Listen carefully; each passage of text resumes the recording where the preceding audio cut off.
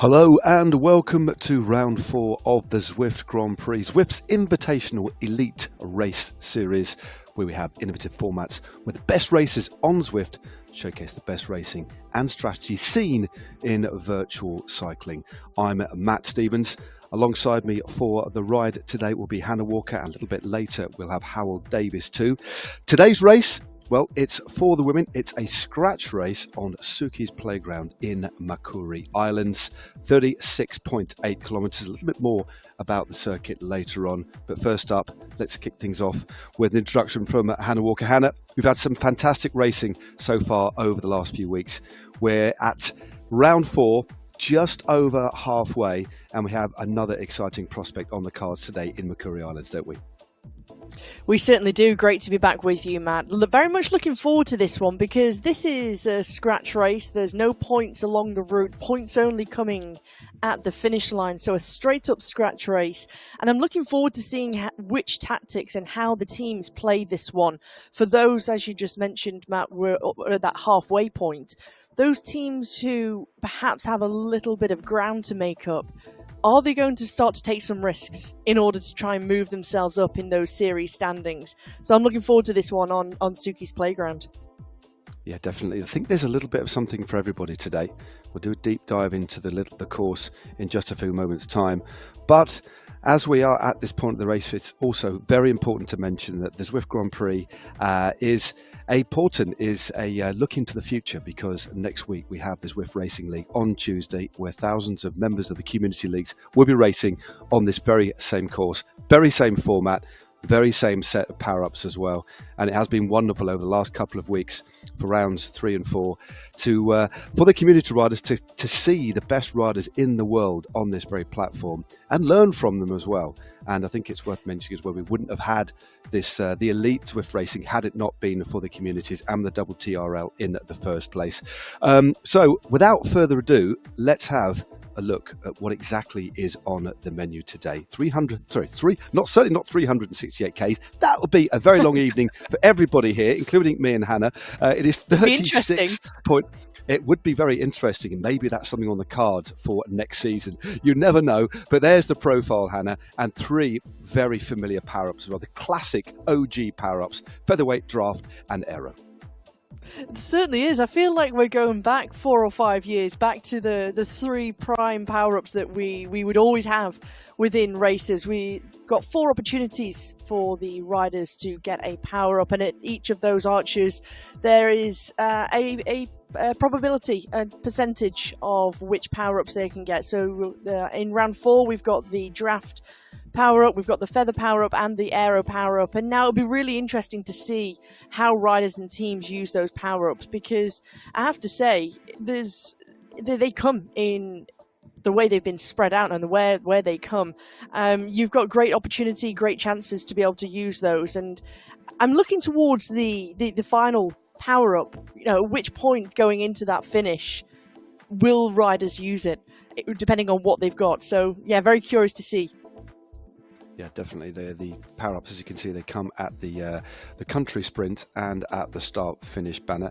And as you can see, a slightly higher percentage, but only a small one, of getting the aero power-up. And that will be, I would imagine, the power-up that everybody wants, especially given the very fast finish. The course itself, as you can see, 2 laps, totaling 36.8 Ks with that 300 metres of elevation. Nothing super steep, although the maximum pitches today on one of the longer drags do rear their head up to around 9%. And I do think there's plenty of opportunities for teams to be innovative, as Hannah was saying.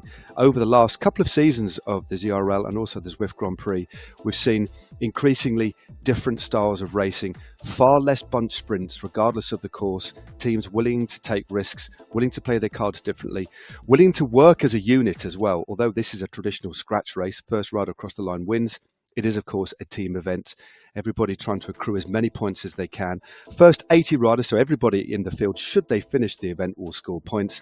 But basically, the more riders you can get towards the front end of the field, the more points you will accumulate. Now, somebody who's no stranger at all to racing on esports on the Zwift platform is Howell Davis of Wahoo Lacole. Howell, Wonderful to have you alongside us. Last week we were picking the brains of Hayley Simmons. Great to have you here.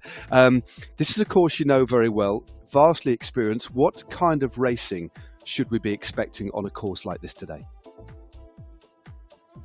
This one's a really tough course if you want to do anything innovative, because it's a great course for sitting in a bunch, because the downhill start, the downhill finish, and the climbs are draftable. But if a team wants to roll the dice and attack, they're going to do that probably on the second climb, but they've then really got to go for it, and you need a decent sized group to stay away, because that downhill after the floor climb is going to be really tough to try and stay ahead.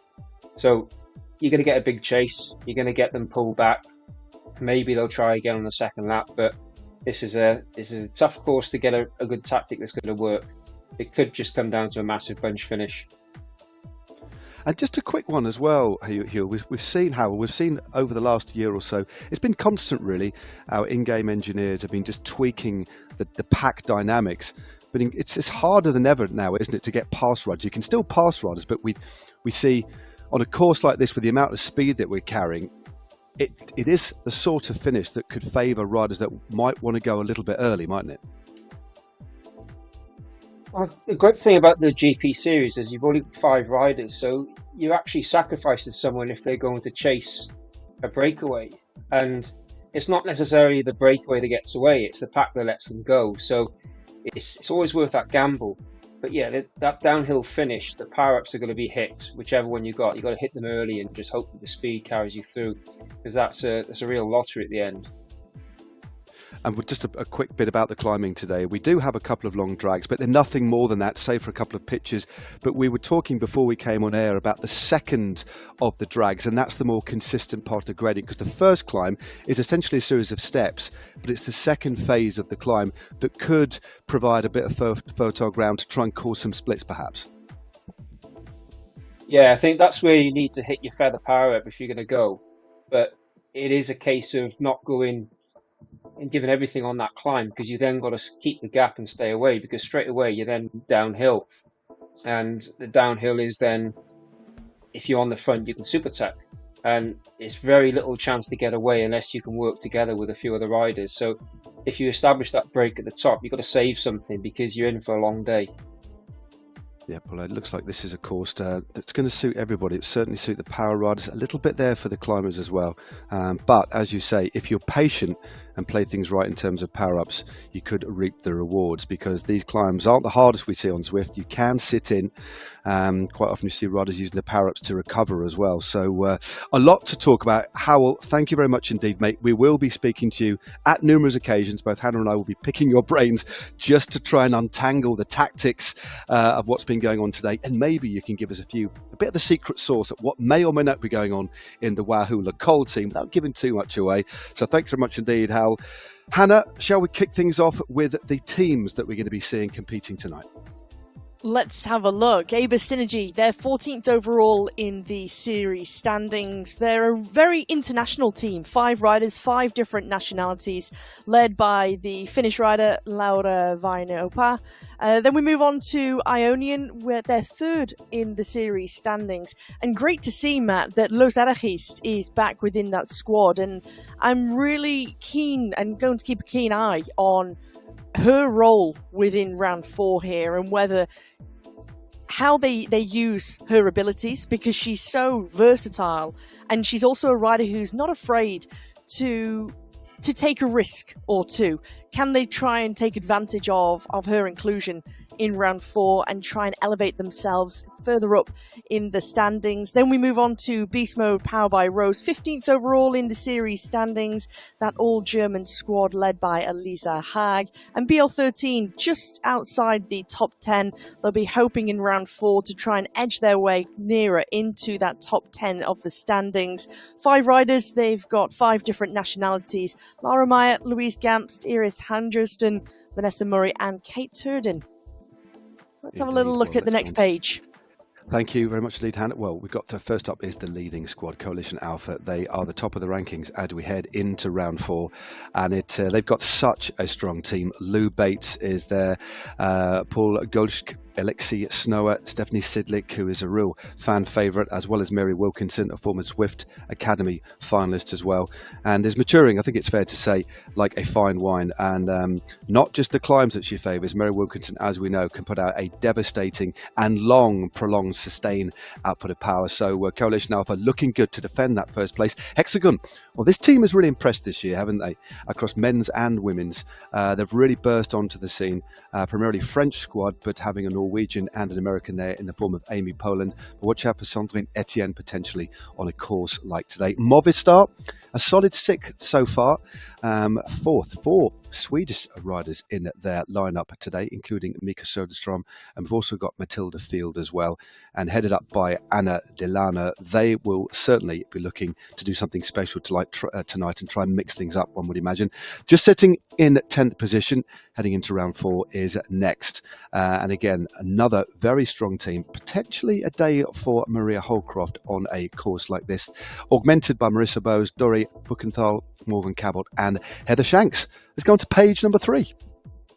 Let's have a look. Well, Primor Racing Without Borders, new to the series, sitting in 16th position so far in the standings. 5 different riders, 5 different nationalities. Caroline Augustuson, Claire Stringer-Phillips. They've got Murphy De Melio, Casey Northrop, and Christine Schneider. Then Rocket Corba Collective, 13th overall. They've got their sports director, Edward Green. Jules Cass, Rhiannon Denton, Ruth Duyen, Kate McCarthy, and Helen McCary.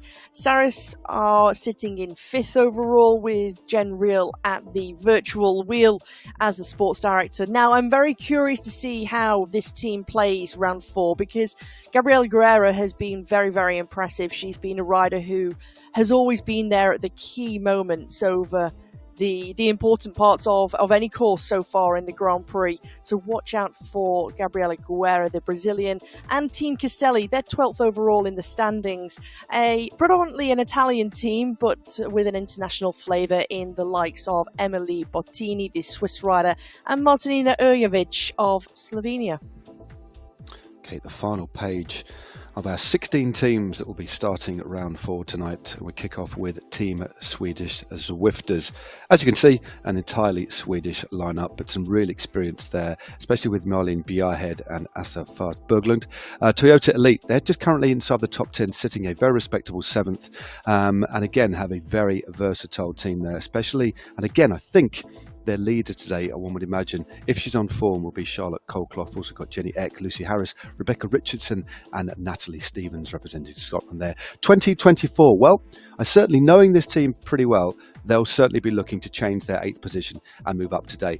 They don't think they'll be super happy with that. They're a team with big ambition, and they have a good squad as well. Emily Emmerich, Catherine Fura, Marion Lawson, Miriam Peke.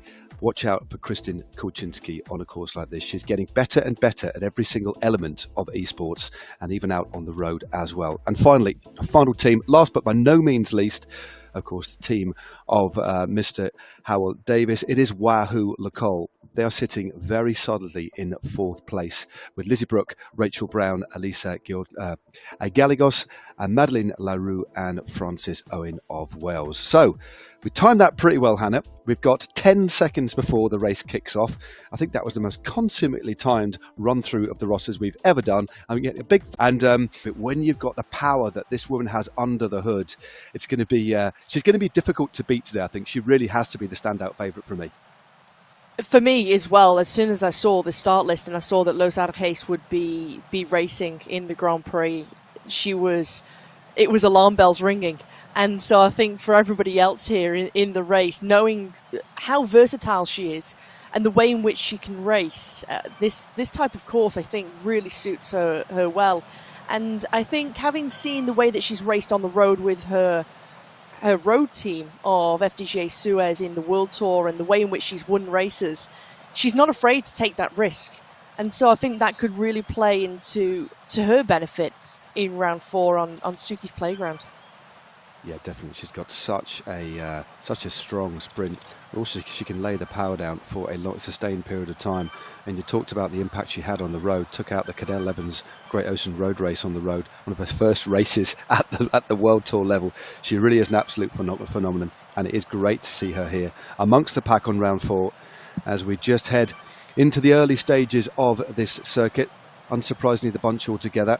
And thank you very much indeed, everybody, for tuning in on YouTube tonight, wherever you are in the world. It does mean so much to us and the community, and of course to the riders here that are racing, entertaining us and trying to push their team as high as they can up in the rankings. And I say that because I can see a real wonderful flurry of ride-ons being dropped here. So if you haven't got your Zwift Companion app open, please do, and give these riders, your favourites or not, just give them a ride-on as we look at one of the most popular riders in esports, and that is Kristen Kulczynski, Hannah. She's looking comfortable, looking easy, and just sat midway through the pack in the early stages. Should be about 3 or 4 Ks before the road starts picking up.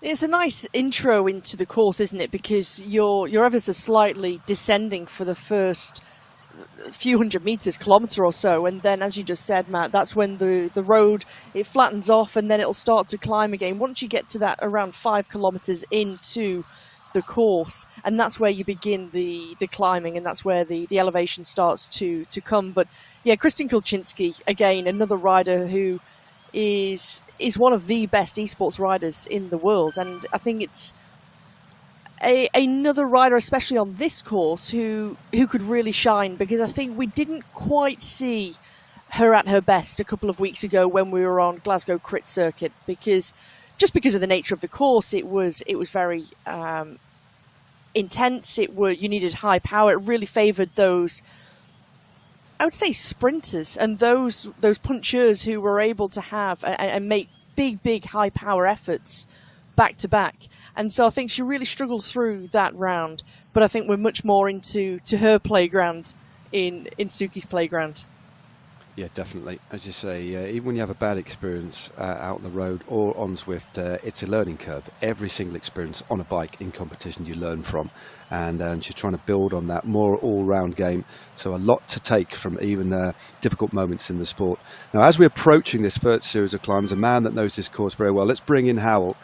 Howell, early stages of this race, riders just bedding in, as you can see from our little focus on Gamps there, midway through the bunch.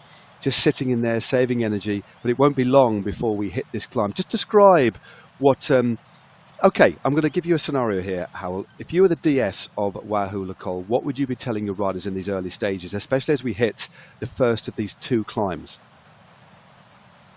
Well, these races, for anyone who's done them, are just the height of nerves. So your heart rate is quite high in the pen, much higher than a normal Zwift race.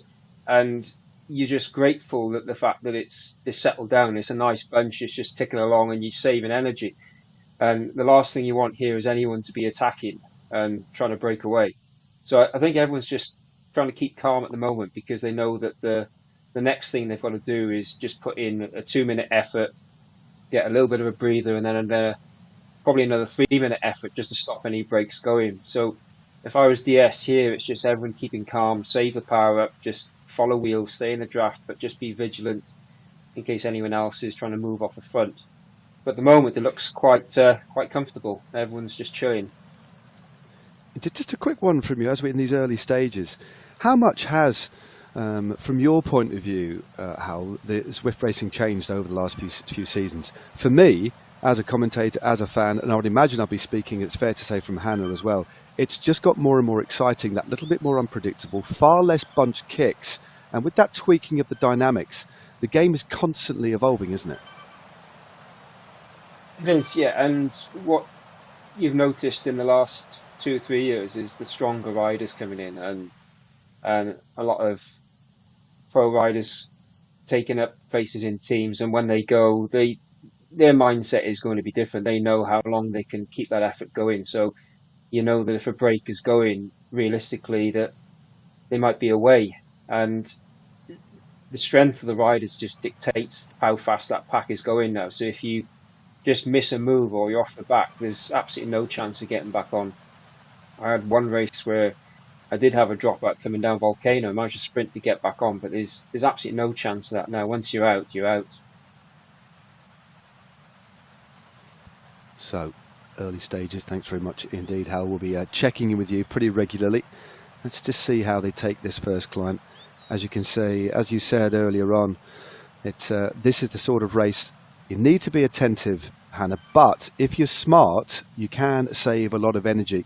And nobody's wanting to break away here at all. Everybody knows how relatively easy it is to stay in this course. So right now, you get a sense, don't you, Hannah, that this is just riders, as Howell was saying, who are just relaxing because they know that a big effort is going to come up. And that climb, that first part of the climb, Hannah, as well, it's difficult to get into a rhythm because it comes up in steps. And it's the second part of the climb where you can actually bed into a more constant rhythm. I think take the opportunity of being in the bunch and saving as much energy as possible, because I think in this first part you've not got the riders where the fatigue is already starting to settle in, or that intensity and the lactate is starting to build up.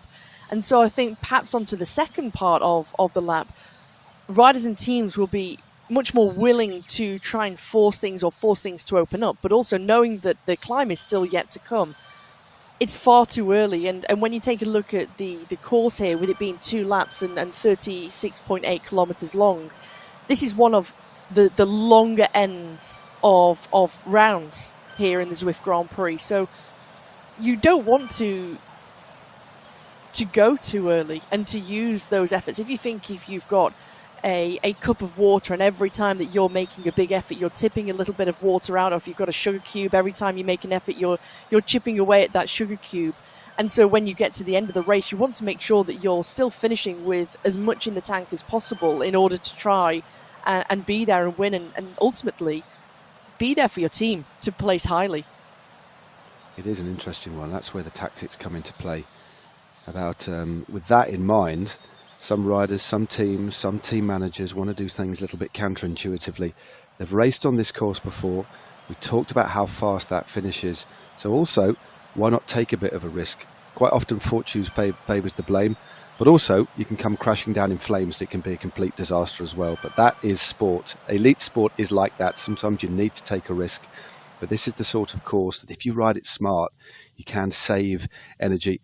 And this is where the team tactics side of things comes into play, doesn't it? What resources are you going to deploy? If you're a team, for example, Hannah, that doesn't have a super fast sprinter, but you've got more of a puncher, somebody who can get over the climbs, and then you've also got a good climber in the team who can't sprint, why not use that rider up to try and thin this field out as well? And we might see that coming into play. We're heading to the bottom of the first part of the climb, just up to the temple, and this is where we get these different gradients, these little pitches.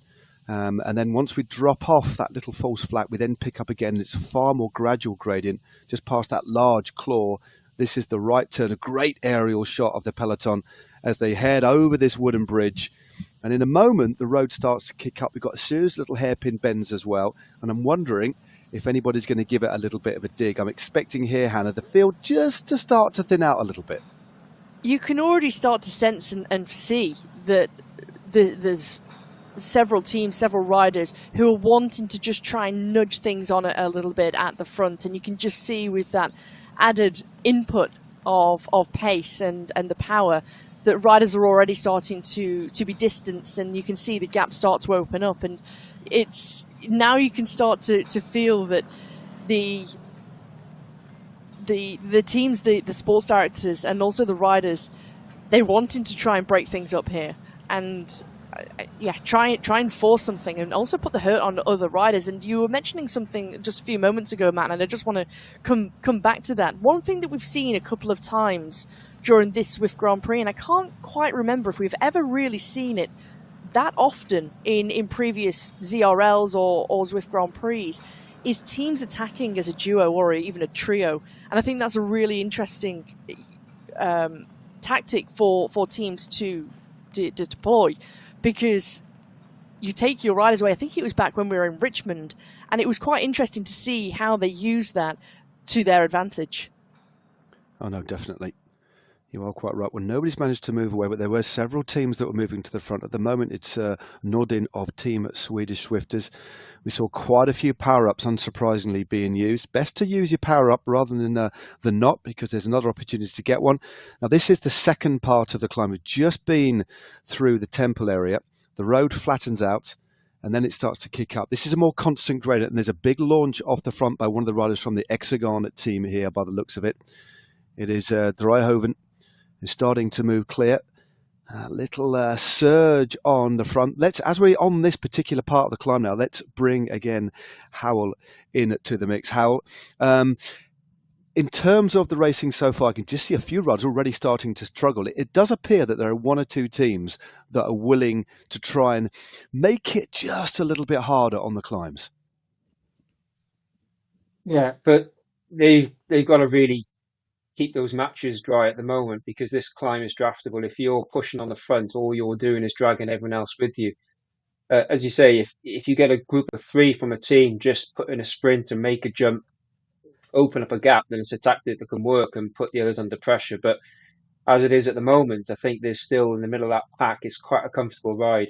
It's a few dropping off the back, but they should get back on as it levels out. So it's only a couple of 100 meters left of the climb, and it just levels off gradually. So then again, though, I think if you're off the back here, it's going to be hard to get back on if you're on your own. It's a big group to chase. So hopefully that's going to string out a little bit more as we progress through the race. But I think it's a wasted effort if you're trying to really drill this on your own. As you say, it is early on. Riders are a little bit fresher as well. They're still continuing to climb. This part of the climb itself is just under a K long. But as you said, it is constant in gradient between 4, 3 and 5%. So nothing too steep. Several riders have already been dropped. 1 or 2 riders just off the back there. And just looking at all the stats as the road starts to flatten out. A couple of power-ups being dropped in the middle. The draft power-up being used there by several riders. Of course, increasing the draft for up to 30 seconds. 50% extra draft. Always a good one to use, not necessarily as a benefit for trying to get away, but Hannah, we see these power-ups being used to offer up a little bit of recovery. If you're struggling on a climb or you're near the back of the group, there are lots of draft power-ups being used from riders in 30th or 40th position just to make it easier so they can stay in the pack. And we don't often think about power-ups being used to save energy. We generally think they're used to deploy some sort of attack or to try and go clear. Perfect opportunity for riders to try and have that recovery, that respite, and especially when you're using the draft power-up, because it lasts for, it's one of the longer power-ups in which it lasts for 40 seconds. And so if you can use it at perhaps the highest speeds when you're on the flat, or even on a slight descent, when you can use that to your advantage, you're not on a steep enough descent where you can be in the super tuck, or you're not going fast enough. A wonderful opportunity just to save those matches, just to save that energy, and really think about the next part of the course coming up. And as you said before, also important to make sure that these riders aren't holding back in using these power-ups, because you do have more opportunities to gain when you get to the arches and the finish line, and then of course that country sprint. Yep, certainly is the case. We're just over the top of the climb here, just starting to drop down again. 27.6 k's to go. And this circuit is an interesting one. It's a figure of 8 circuit, so they actually do a loop back round and actually swing a right and drop down the descent back towards the pens. It's quite an unusual feel to this circuit as we look at Catherine Fura, and kicking out just under 300 watts there as they go over the bridge. She's just midway through the pack, just showing you and that the tempo is still pretty high. She's benefiting from the draft of the other riders in front of her, of course, but just by her body language there, she's having to press on a little bit, easing now, just under 200 watts. It's got a pretty neat pain cave as well there, but also looking pretty good. We saw, I was looking, keeping an eye on the heart rate data that we get through here. We have a special screen that shows us a lot of the riders, all their data, and on that climb there was riders riding about between 5 to 6 watts per kilo, just showing that the tempo was indeed very high, but now a little bit more of an opportunity to get a bit of recovery as we start to lose that elevation that they gained on the first part of the circuit.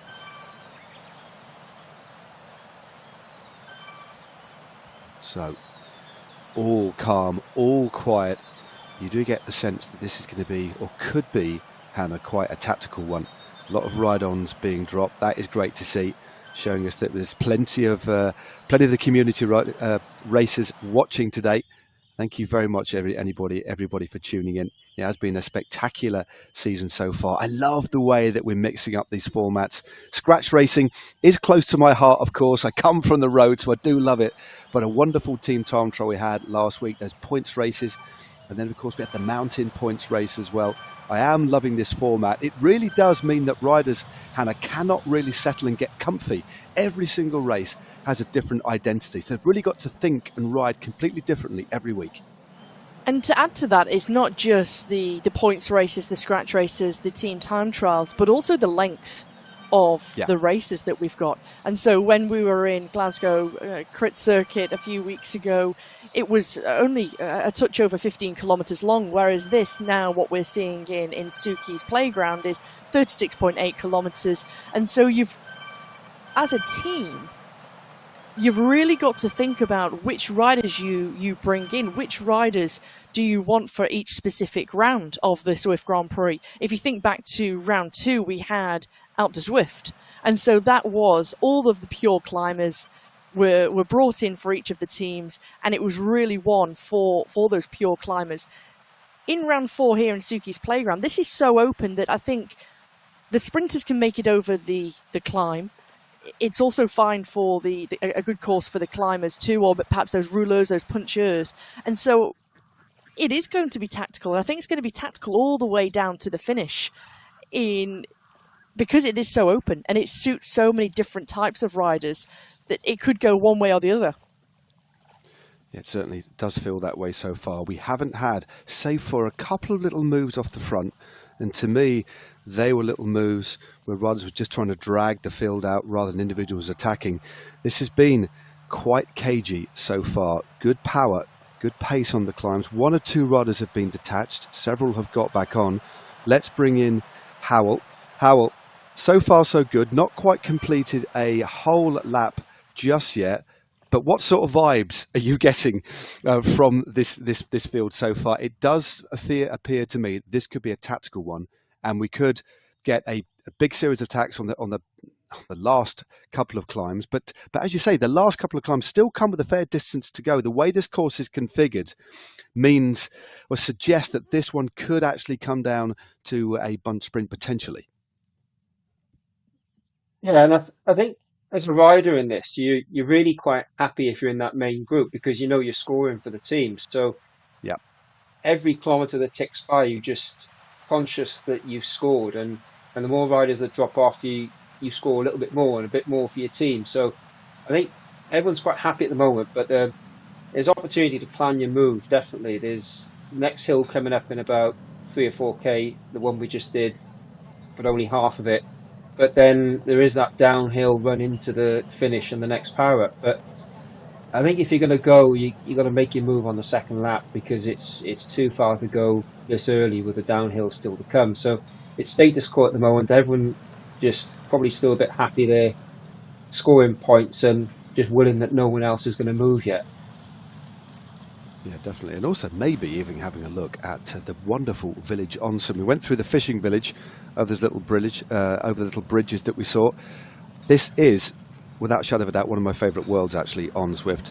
There's something special for every world, but I'm a big fan of cherry blossoms. I love those cherry blossoms.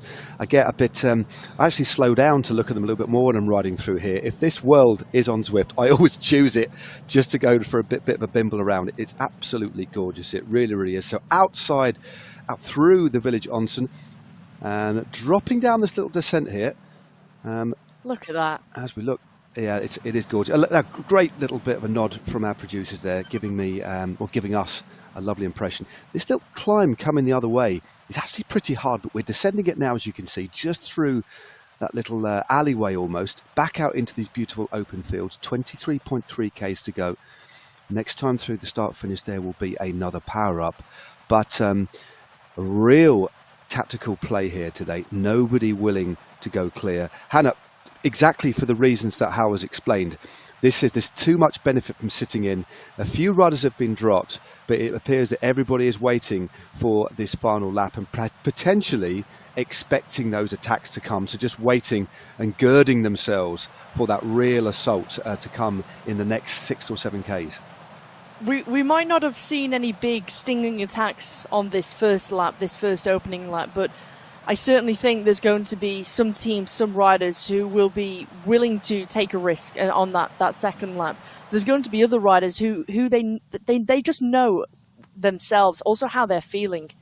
And I think it's also important that they're honest with their teams, how they're feeling in terms of, can they go long? What have they got in the tank? How can they also try and outwit some of the other teams? And when I take a look at the teams who've predominantly been on the front, it's been Aber Synergy, Rockacorba Collective, also Team Castelli.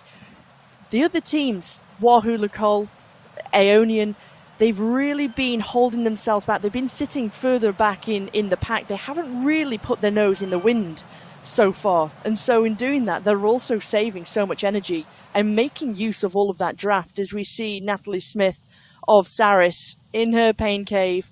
And there might not be any attacks, but I can certainly say it's not easy out there. We've got a fast pace. No, definitely not. Even we've had quite a few pictures from riders sat midway through the group, getting the benefit of that draft, sitting in essentially that vortex that's created at the centre of the peloton. And now I'm going to go rogue here, Hannah, and actually see if our producers can turn on a little bit of the pack dynamics for us, just to show us that draft cone.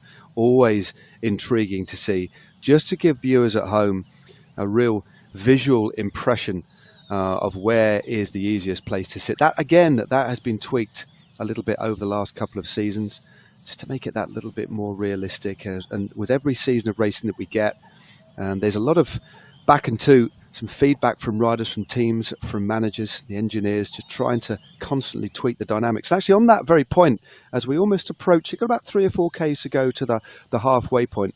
Let's bring in Howell again. What are your thoughts on the development of the pack dynamics, and how important do you think it is that that's constantly tweaked with? Because there's always a lot of talk in the community about how sticky often the air is, and what it's like to sit on a wheel coming into sprints, etc. It's a real important part of the way that Zwift racing is played out, isn't it? Yeah. All you got to do is look back a few years at some of the big bunch races we used to do, and if you can see any streams that are 18 months to 2 years old, and see just how much movement there was in the pack. Visually, it was very difficult to ride. But now it's always trying to favour real world racing and allow breakaways to go. But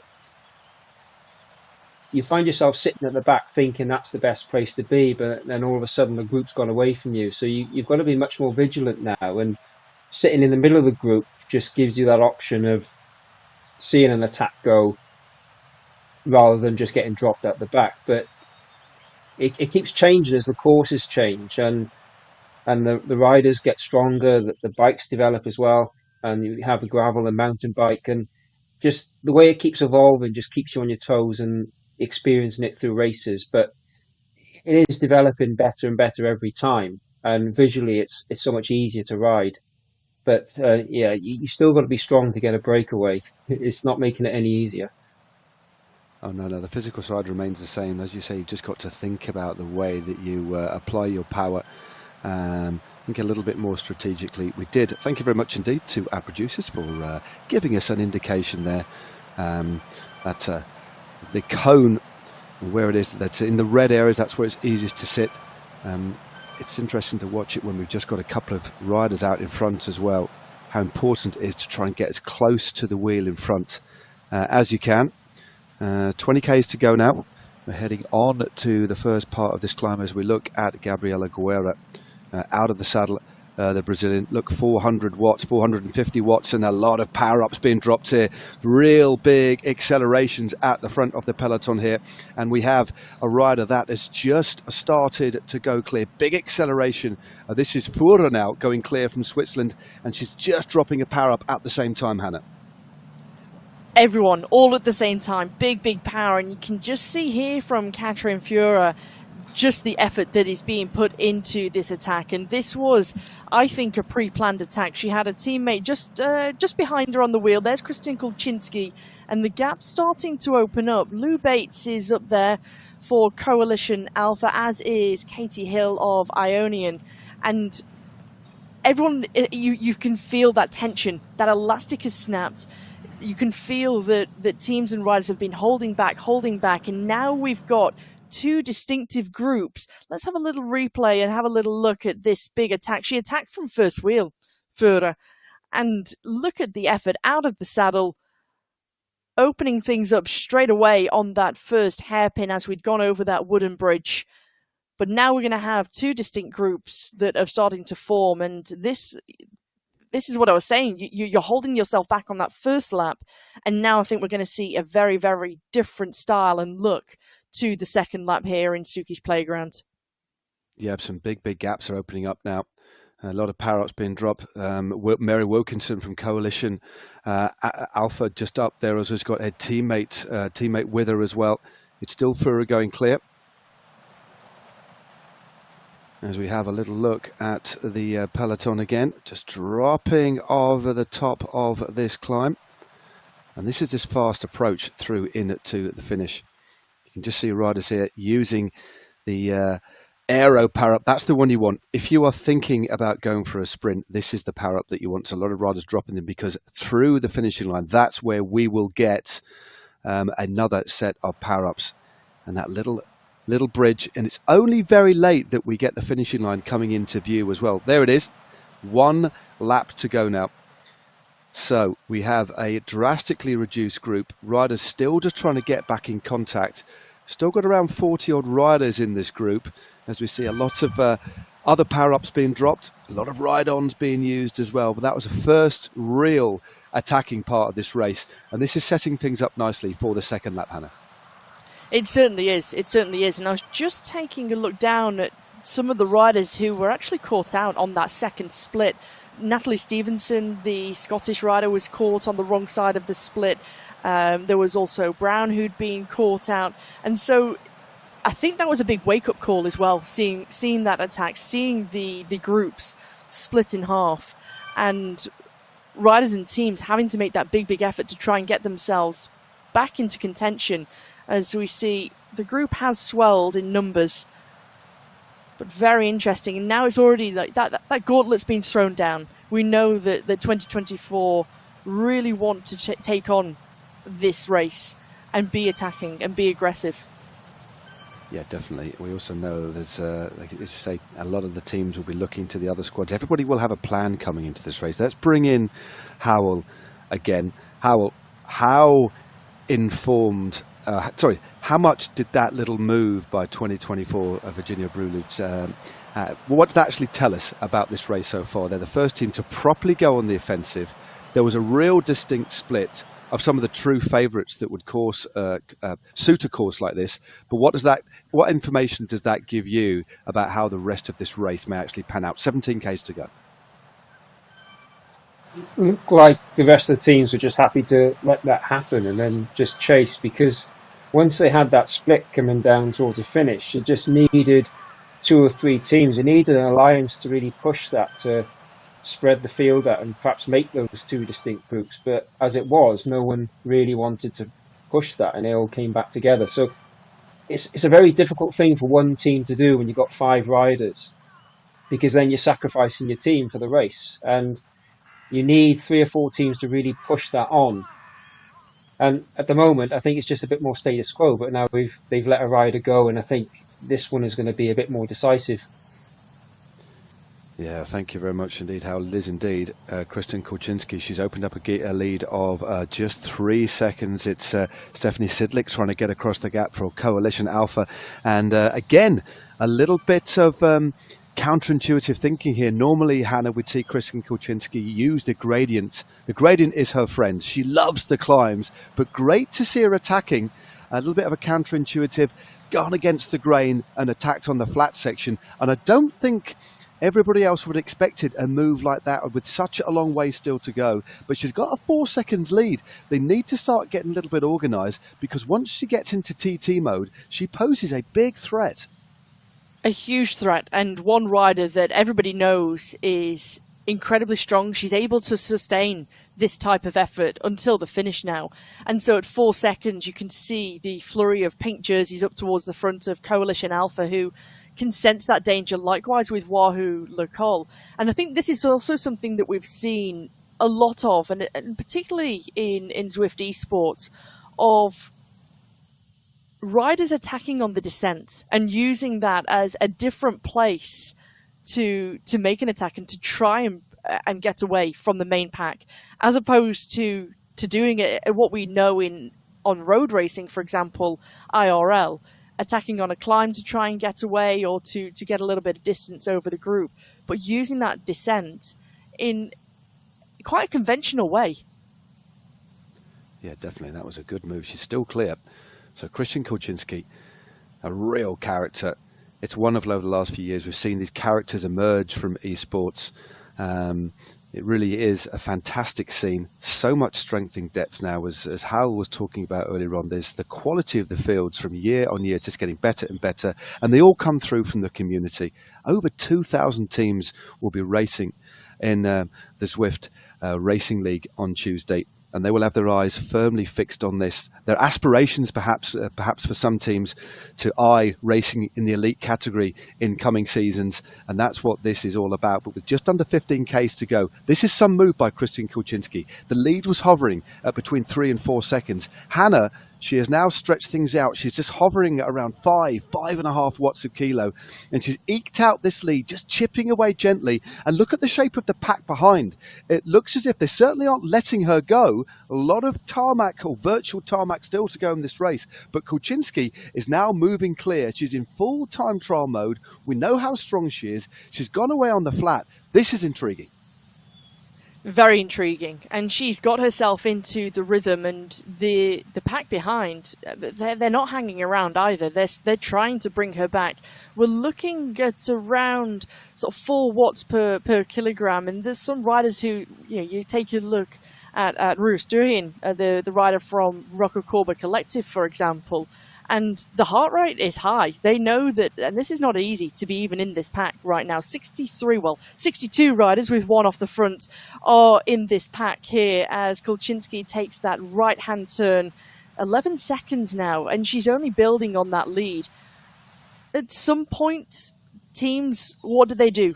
Do they want to be the rider, that team that sacrificed their rider to bring back one rider from 2024 Virginia's Blue Ridge? Or can they say, right, well, we'll sacrifice one rider out towards the front and out on the front. We lose out on the big points for the first place position. But do we now start to look at ensuring we've got as many riders within our team as possible to collectively score highly together as a unit and finish with 5 riders within the top 15, for example? Indeed, of course, there is a lot of kudos in relation to winning one of these rounds individually, especially the Absolutely. scratch races. There's no doubting about that. But this is a team competition. It is the Zwift Grand Prix. It's all about scoring as many points as you can. But the gap now for Christian Kulczynski has gone up. It is a lofty, for Zwift Racing, for esports, that is a lofty gap. 16.4 seconds. We've temporarily lost. It was back again. That's good news. Had a temporary blackout now. We've fired up our virtual generators and the pictures are back on the screen. And that was Christian Kulczynski. She's just flown past that static camera. She now has 17 seconds. And I'm gazing at the watts per kilo. She's hovering between 5 and 6 watts a kilo. And the riders at the front of the bunch behind, 2 watts a kilo less. Nobody else has yet made any contribution to the pacemaking at the front. Let's bring in our resident expert, Howell Davis. Howell, since we last had you just 5 or 6 minutes ago, explaining what was going on, the circumstance out on the road has changed. Christian Kulczynski now has a gap of 17 seconds, just under 13 Ks to go. What are your thoughts on this move by one of the most successful esports racers out there?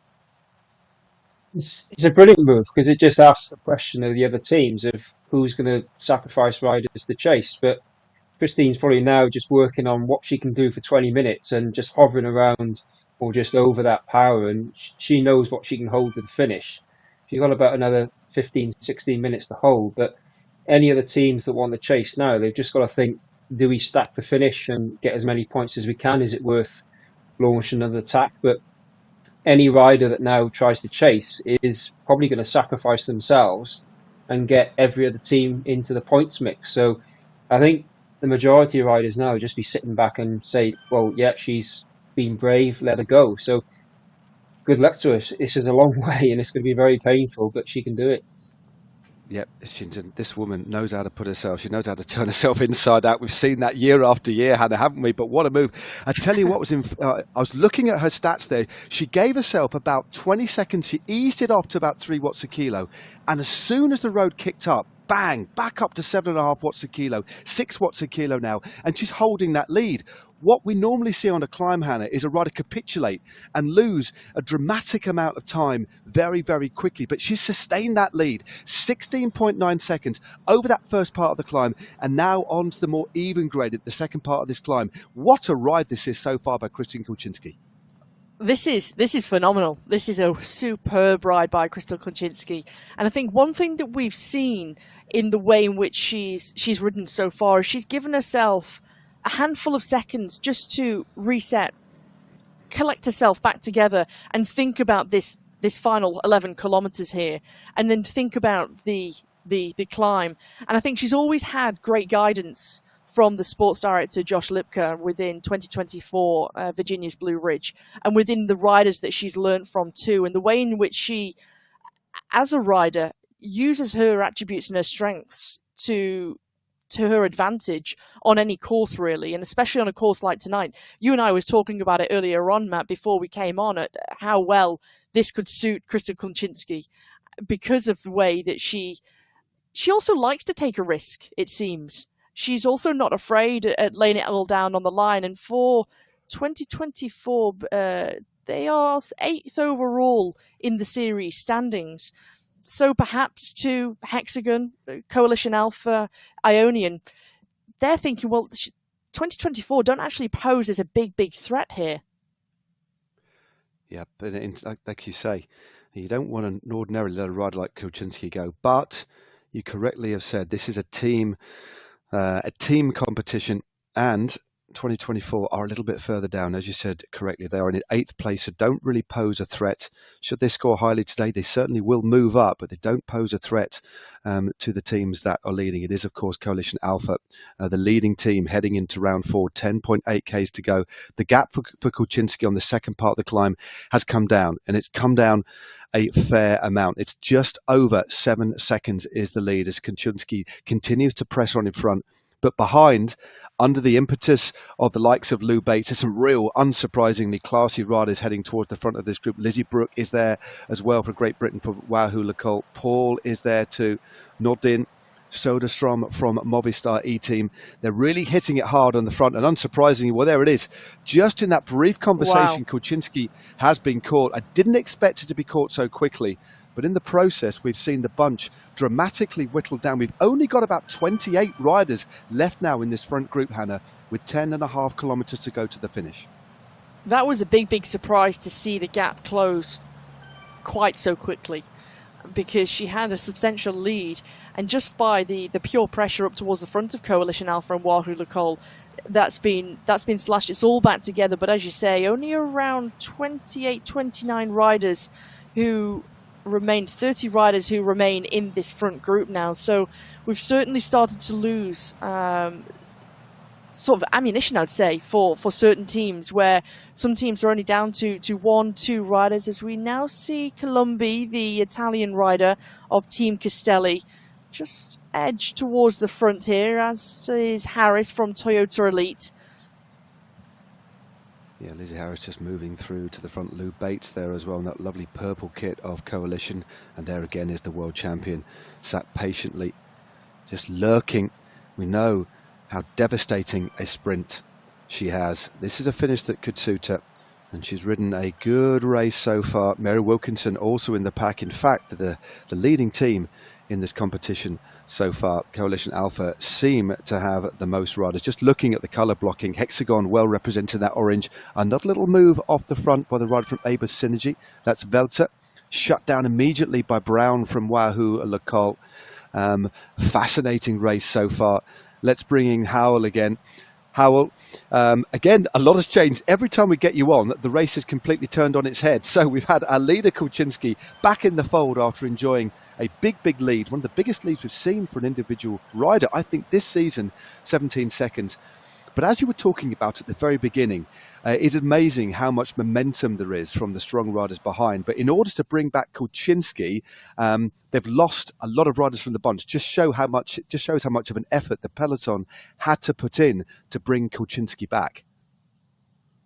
Yeah, I think it was a lot of riders there pulling, just raising the pace a little bit without going too deep to chase. So not one team took the emphasis to try and bring it all back. But no, it's a case of who's got the most riders in this group and who can stack the finish for the highest. But as you say, it is a team event, and if a rider goes away that's not a threat on the overall GC for the teams, then they are likely to be let go. But I don't think that was a concerted chase. It was just the pure power of everyone trying to string the group out.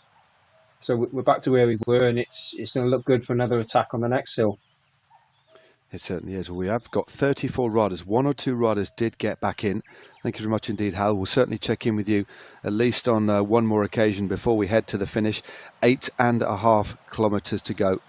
And remember, that last little kicker comes, well, the top of the climb only comes with about 800 metres to go. So that all-important finish and positioning on the climb, absolutely crucial. It is a bit of a commentator's cliche when we say positioning is crucial, but it is particularly, especially given the dynamics, Hannah, that we've been talking about and the use of power-ups. Everybody in this group now will want the aero power-up for the finish, won't they? They certainly will, and I think it's quite like what Hal was saying earlier on, that you don't want to be too far back because of the pack dynamics and the way that the draft works, especially going into that finale. Don't leave yourself with too much work to do, and this is very much those riders who are very savvy at knowing where they want to position themselves, and again making sure that they time using the power up right. You don't want to go through the finish line and still have the power up still going. Make sure that you've timed it right or where you want to use whichever power up of the 3 you do end up getting. And of course, for those who have got the aero power up, then it's a huge benefit for them. But timing's everything. Timing and positioning. Yep, it certainly is. And these riders will have practiced the kind of pace that you need to carry off the top of this climb. And also what you don't want to do is use your power up too early or too late. And we've seen riders who are very good at dropping it perfectly. So the power up dropped just the right time and actually turns off just as they hit the finishing line. And we've seen some riders who are absolutely dialed. They really are. We generally get a flurry just at the right time. These riders know what they're doing. Very experienced. And we have a group, just to check in again, of 34 riders. Let's have a look at some of the names. Lewis Arias is there. Mary Wilkinson is in the mix. Stephanie Sidlick, McCarthy, Haas, Lou Bates, Harris, Lawson is there as well. Hag as well from Beast Mode Power Road. So we've got a lot of very classy riders, as you would expect, as we're now looking at Emilia Velte in her pain cave, well lit there, looking pretty smooth. 7 kilometers to go. This is where the nerves are going to start to jangle now. One more little climb, and then we have that drop down to the finish. So this is an opportunity for the riders who really put an effort in on that climb, especially for the likes of, in particular, Kristin Kulczynski, to think again. She's been reabsorbed by the peloton, but there's no doubt, despite the class of Kulczynski, that effort, 5 or 6 minutes out in front, maybe even a bit more, Hannah, is going to take a lot out of her. So she'll be pretty happy here just to rest up and see what she's got left for the finish. She will be, and it will have taken a lot out of her, but now she can use this as an opportunity to get some respite, to start to think about, well, as a team, what can we do for all these final 6.5 kilometers? How can we use our strength within this front group? And I'm just taking a little look down. They've got 1, 2, 3, 4 riders, at least that I can see within this front group. So they've got Lawson. They've also got within this group, they've got, of course, Kulczynski. Just keeping Holdcroft is in the group too. So they're in a strong position. I think one of the strongest positions that Virginia's Blue Ridge 2024 have been in any of the races in this Grand Prix. Well, that must have been a predetermined plan. Riders of the class of Kulczynski, although sometimes you ride on instinct, as we were talking about, and we have repeated, this is a team event. and Blue Ridge 2024. We're going to want to move up a little bit. Maybe that move by Kulczynski was indeed, Hannah, a play to force the other teams to chase, to make it hard, as we've got a big attack by the rider from Saris No Pins. That's Guerra, the Brazilian. She's already put a big attack in, a 9.5 watts a kilo, and drops a draft power up at the same time. 5.5 Ks to go as we move through Onsen Village. A superb move by the rider Guerra here as she chips off the front. 5.5 Ks to go. This is one of the power-ups that you want. It's one of the longer power-ups as well. Just making that draft a little bit easier. And she's caught straight away by Hill from Ionian, who flies straight by her. This is an exceptional performance by Guerra, but even more so from Hill to immediately sense the danger of Guerra, get onto the wheel, overtake, and now with a duo together, will they work together? Will they want to collaborate? Because when you take a look behind, Hexagon closing things down, there is Bates. It's the Norwegian of Hexagon in the orange jersey, Jerdhoven, who is the first to make that junction. There is the world champion Loes Argeest of Ionian. She's really keeping her powder dry in this race. She's not making any big attacks, big efforts. She's really holding herself back, very, very patient. And it takes a lot of skill to be able to do that, Matt. I mean, you know as well as everyone here how difficult it is to be patient, to not be the rider when you're feeling good to try and make moves. And as we just take a little look at the replay of Gabriela Guerra, drops that draft power up, big effort round this sweeping left-hand turn under the archways. Yeah, that was a big attack. As you say, yeah, it's feathering that power and making sure you don't hit the front. Crucial. Keeping your powder dry is what it is all about, especially given the finish that we think is going to come now. Let's not rule out any attacks. That attack by Guerra was an illustration of the fact that this might not come down to a sprint. 4.1 Ks to go.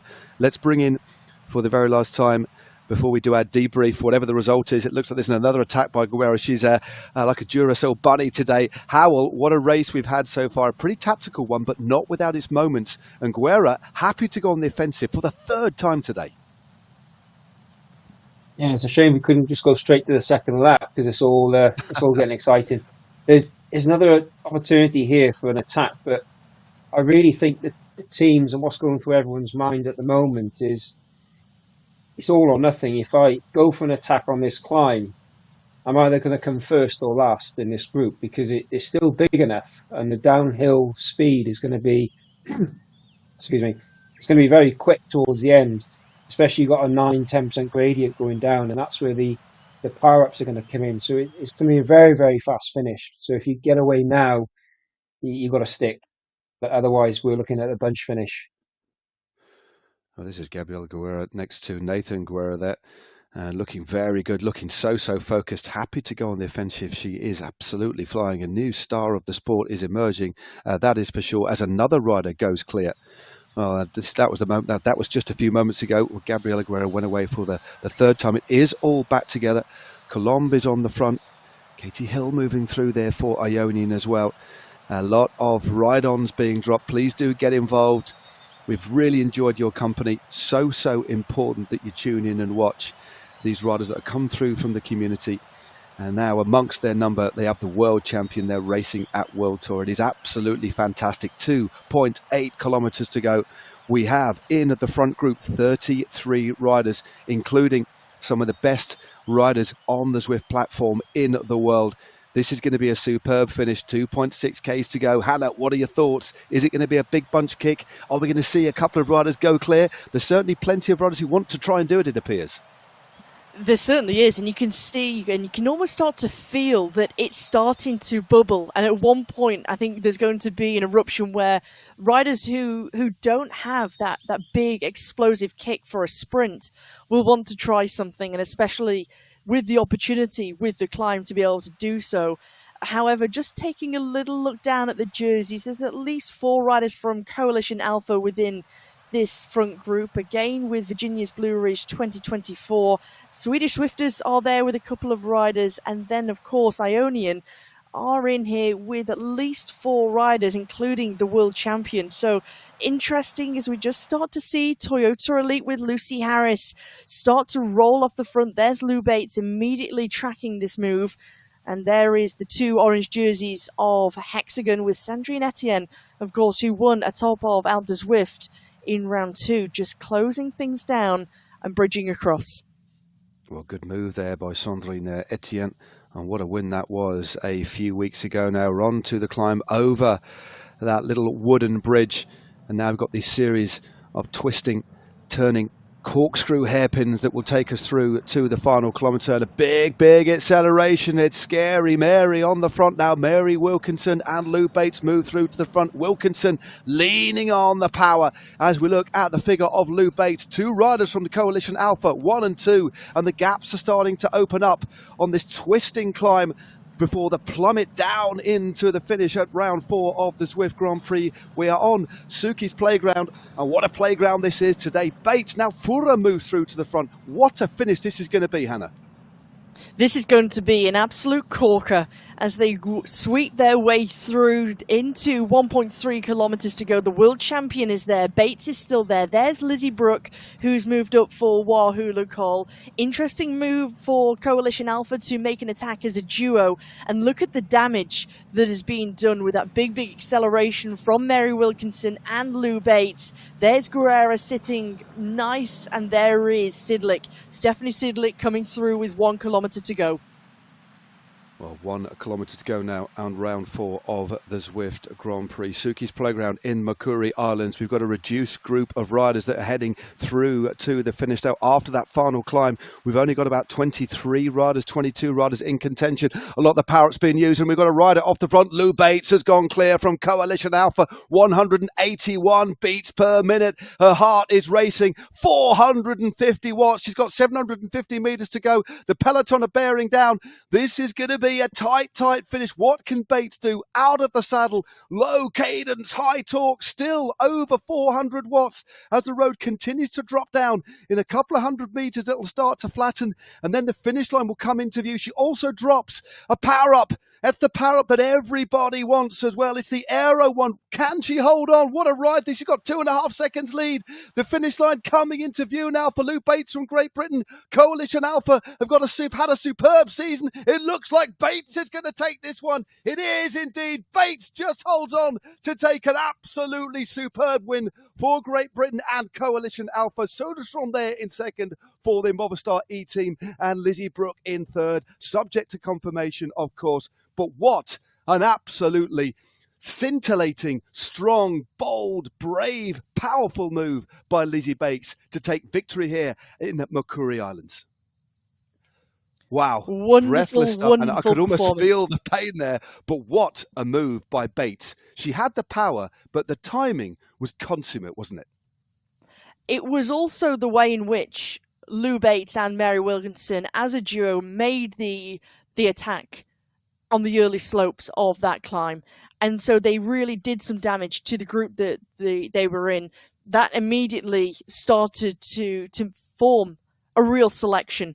And then to be able to hold back once you had around 12, 15 riders within that group, and then at the right moment make a big attack, big power. It was brave to go at that point. And the way in which she used her power up too on one of the steepest parts of that descent into the run into the finish. Superb stuff. Brave, bold, powerful. And you could see the way, and I love the way we saw her picture in picture of the effort that it took. Low cadence, the way in which she was churning over that gear with such high power. Incredible. Great performance from Coalition Alpha. Yep, Coalition Alpha having a great season so far, aren't they? I think we've got the replay ready. Hannah, you just described the final moments of this race. A lot happened on the climb. Coalition Alpha dominated. Riders had to go very deep prior to the sprint. So the way that we saw this unfold was a real long, sustained effort rather than that real last 250-meter kick. So it was a real different sort of sprint. But Lou Bates, about to go on the offensive now, just towards the top. There's that picture in picture. there's that cadence we were talking about. Wow, what a ride it was. So talk us through what would have been a very painful last few hundred meters for Lou Bates. She went into the bottom of the climb right up towards the front, and so she made sure that she didn't give herself a lot of work to do into that final sort of 1.3, 1.4 kilometers of racing.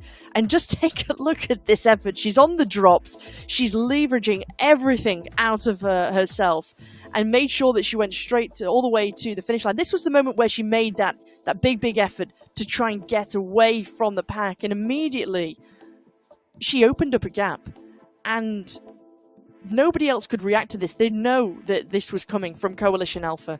They knew that they would expect something into this finale, but just seeing the effort here of Lou Bates, and it was hovering at that 2-second marker, and we've seen before gaps can close very, very quickly when one rider who's out front really starts to tire, and then you see where the power up is ejected or pressed, and it's incredible, isn't it?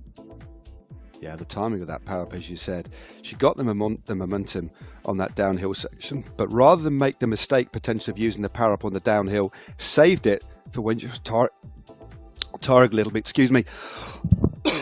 But no, everything there, absolute perfection. Nailed the win there, but look at what that took out of her, and look at what that means to her as well. Fortune favours the brave, but you can't just have fortune. You need to have done your preparation. You need to have thought about exactly what you've done. We'll get confirmation of the results as riders still roll through, but let's bring in Howell Davis. Howell, well, an interesting race. Let's be honest, it was quite a slow burn. I wouldn't say it was a negative first lap, but it was quite a furtive one, wasn't it? Everybody checking each other out, bedding in because of the longer distance. But fast forward to that finish, she just did everything right, Lou Bates. It was that perfect combination, wasn't it, of timing, deploying the power up, and actually that momentum that she gained by going just before the crown of the climb. I think people are not going to realise just how hard that is to do, because you've just done a pretty much max effort on the climb, and then you get a few seconds to breathe and then go again, and it's doing everything that no one expected. And to attack on that flat bit and hold off the pack, because the pack's moving so quickly downhill, and the effort needed to keep the pack away is phenomenal. So it's probably worth double what anyone thinks. Yes, it was an incredible win, but don't underestimate just how hard that would have been to hold the pack off there. Do you think what we saw there was, again, you've got to make a call on the road, but do you think the way that we saw Coalition Alpha ride that climb, especially the use of Mary Wilkinson to make things hard, to thin things out, as you say, there's making an effort like that when you're fresh, but off the back of already riding, of going deep, that makes it even more special, doesn't it? But it did take other riders from the team to get involved, to put everybody else on the back foot, and everybody else, with that red mist descending, and to try and punch through that, it just shows the kind of elevated level that Lou Bates is on. Yeah, definitely. It was a great team move, because it's just strung everyone out, and then they're all forced to chase. So they make their effort to chase, and whilst they're getting their breath back, it's a predetermined move to go again. And the non-stop attacking is what broke the elastic and got her away. But yeah, brilliant team win. What about your thoughts, Hannah, on that one? It was an interesting race, wasn't it? Okay, an intriguing opening lap, but then there were the fireworks, weren't there? And great attacking as well, but by several riders to try and mix things up, especially from Gabriela Aguera as well.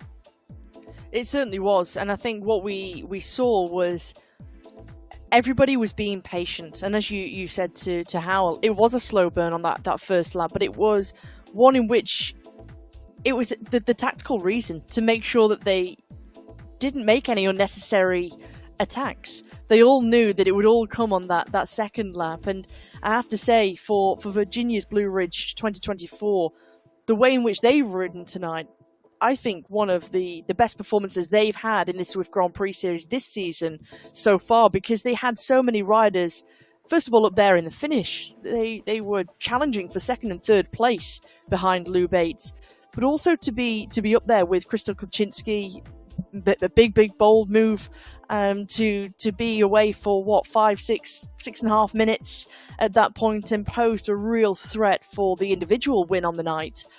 But it was certainly an exciting final or second lap, I should say, and then also into that final 2 kilometers where we thought, well, we could be coming down to a big bunch sprint here, and for Lou Bates and Coalition Alpha to take it on, and then still having something. I mean, Mary Wilkinson was still up there in the top 10 by the seams of things, waiting on official confirmation on the top 10, but it seemed as though she was up there despite that effort on the climb, like Lou Bates, to finish highly too. Indeed. Well, we will get confirmation in just a few moments' time, but provisionally, I'm just looking at the first 40 riders on my screen. It does look as if Virginia's Blue Ridge 2024 are going to have had Hannah, as you were alluding to, just using our very rudimentary, crude mathematics that my brain allows me to come up with, because it's not my strongest subject at school. Is the fact that Virginia Blue Ridge have had a very good night. 4 riders in the top 26 anyway, as you said, 4th, 5th and 9th. Subject to confirmation, of course. We will get the results through to you as soon as our producers and engineers have sorted out and have had a flick through the digital abacus. A lot of things to work out, but another strong night, of course, by Coalition Alpha. This one could be close, but definitely a couple of teams could be seeing themselves moving up the rankings and making the second half of this season's Zwift Grand Prix very, very interesting indeed. And for some teams, as we've seen in the past, and it can take a couple of rounds for them to get really bedded in, can't it? It certainly can, and for some riders, they're coming off the back of a road season, so they came into perhaps the early rounds of this Zwift Grand Prix, having had a little bit of a break before they go into the Zwift racing season here in the winter, and then of course starting a lot of the winter training. But for others, it's also finding your feet. We've got a lot of riders and also teams who are racing in this Zwift Grand Prix for the very first time, and so it takes time, a couple of rounds, a couple of weeks to settle in, embed yourself into the racing. And I think what we're seeing now is also as the courses and the races change, more and more riders start to fare up towards the front. And just now looking down that top 40, Wahoo Lacole, they had all 5 riders in the top 30 riders. So a very, very strong showing by Wahoo Lacole this evening. Indeed. Well, Coalition Alpha, 1st placed, 6th place, 15th place as well. Again, I'm not going to venture into that the territory of me actually committing to telling you what exactly the score is. We wait with a bated breath. It was certainly a spectacular finale, and great that we got that replay of the effort made by Lou Bates, that the deployment of the power up just at that perfect time as well. I mean, that really was a difficult one, and they got it absolutely right. And also, just looking back down through the riders who finished just outside of the podium spots, what a ride again by Kristen Kulczynski. Really starting to come to the boil after that difficult ride she had the other week. To have that spell off the front where she gained that lead of 17 seconds, to get back, recover, reconfigure, and go again, she's got to be pretty happy with more than a solid 4th place. And of course, what looks to be a best performance of this year's season so far for her squad too. So she's going to be look back and be pretty pleased with that. An aggressive race, but her powers of recovery, well, what an illustration. 4th on the day with a difficult finish after that big breakaway too. That's incredible, and it shows that she's in very, very good form, Matt, that she was able to make such an effort for such a long time on her own and then still come back strong and finish strongly. As I said before, Krista Kulczynski and her teammate Ehrlich were vying for 2nd and 3rd place. It was only right on the line that Söderstrom and Lizzie Brooke pipped them for the remaining podium places of 2nd and 3rd. But for 4th and 5th on the night for Virginia's Blue Ridge 2024, a great showing. And for Kulczynski, as I say, I think it just shows that the form is there. And once again, that each course isn't going to suit every single rider week in, week out. And so she played to her strengths. It might have been a bad round a couple of weeks ago, but she's come back strongly. She's kept the training load kept the training load up, and she's come back strongly. It's great to see. And again, it's nice to see that she wasn't afraid to make an attack. Certainly. I do believe, Hannah, that we do have the results. And there we go. Wow, look at that. It is Coalition Alpha who take it yet again. It's a close one, though. Look at that. There's only 8 points in it between them and Wahoo Lacole. Hexagon, another superb ride by the Hexagon team to finish in 3rd place. And there we go. A good ride. It wasn't quite as high as I thought, but still a very good performance from Virginia's Blue Ridge 2024 to finish in 4th. Just ahead of Ionian there with 2.73. 7 points in it between 4th and 5th. 6th place for Team Swedish Zwift is Toyota Elite e-cycling there in 7th. Then in 8th place, BL13 powered by Level Velo. 8th, 9th, should I say, for the Saris No-Pins team, running out the top 10 Beast Mode powered by Rose. Then in 11th, Team Caselli powered by Elite. 12th, Abus Synergy. 13th place for Rocco Corba Collective. And this is what it means for the rankings overall. So as we head into the final 3 rounds, we're over the halfway point now. Coalition Alpha lead with 95 points. That is a solid lead, but it is a lead that could change. Still 3 more rounds to go. Hexagon now in 2nd place with 82 points. Ionian there, solid in 3rd with 76. Wahoo Lacole now in 4th with 64.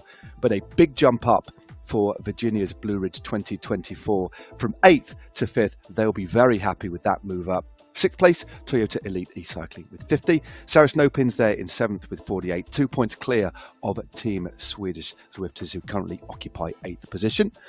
Let's have a look at the other side of the rankings. Movistar E-Team, they've dropped down today. 9th place for them, total of 37 points.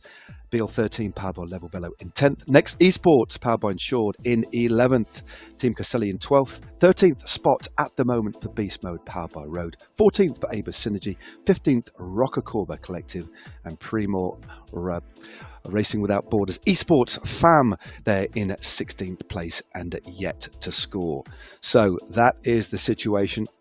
It's been a fantastic race. I've certainly enjoyed it. Let's, for the very last time, bring on Howell again. Howell, final thoughts on the day's racing? I certainly enjoyed that. I hope you enjoyed commentating alongside us. It was great to get your insight tonight. Yeah, I mean, that second lap made it as painful to watch as it is to ride. But yeah, it was phenomenal riding tonight. And good to see Wahoo Lacole getting back up there. So they've inspired the men to try and do the same next week. Good stuff, Hal. Well, hopefully we'll be speaking to you again in the near future. But for now, it is farewell. Hannah, final thoughts on, well, an absolutely scintillating finale today. More racing, of course, next week to come as well. A fantastic finish, and just taking a look at those standings, wonderful performance from Virginia's Blue Ridge 2024 to move themselves up from 8th into 5th position. Bit disappointing for Movistar to drop down a few places, and BL13, they got themselves into the top 10. So a great showing from that team to edge from 11th into the top 10, and again another team who are building week on week. Indeed. Well, hope you've enjoyed watching wherever you are in the world. Please make sure, if you can, if you're not riding that is, to tune in on Tuesday for the Zwift Racing League, the ZRL, the community races, thousands of riders taking place on exactly the same course next week. And then on Thursday, we move on as we head towards the festive season, move on to round 5. And next week in the Zwift Grand Prix, it's the turn of the men, and we head all the way to Scotland to the Muckle Yin for a points race. So all that leaves me to do is to thank you again for tuning in today. And that's from me, Matt Stevens, and from Hannah Walker, and from Howell Davis. Take care, see you soon, and enjoy yourselves out there. And more importantly, ride on.